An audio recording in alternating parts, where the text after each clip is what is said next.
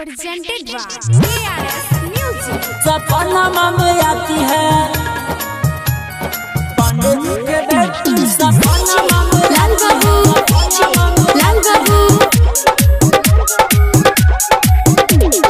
कारी कारी अखियां में काजल लगाती है।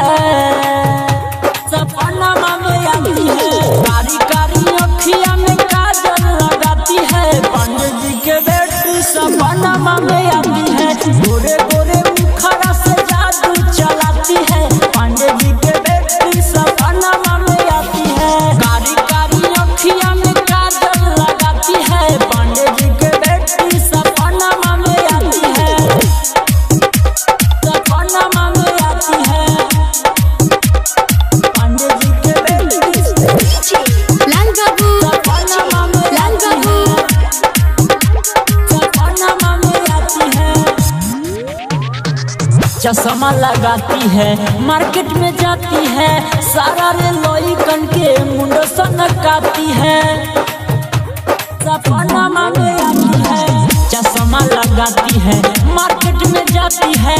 सारा रे लोई कन के मुंडो सनकाती है। लाली लाली उठावा से मुसकी चलाती है।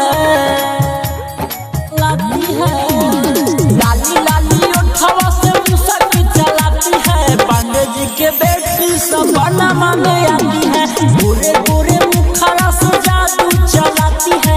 पंडित जी के बेटी सपना में आती है।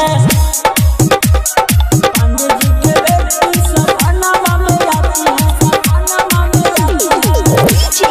लाल बाबू पंडित जी के लाल बाबू सपना में आती है। चलती है चाल जैसे बिजली गिराती है। गुड्डू राजा के दिल धड़काती है। सपना में आती है।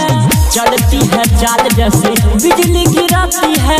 गुड्डू राजा के दिल धड़काती है। अमित सुबोध के मनवा में भाती है। सपना में आती है। अमित सुबोध के मनवा में भाती है। पंडित जी के बेटी सपना में आती है।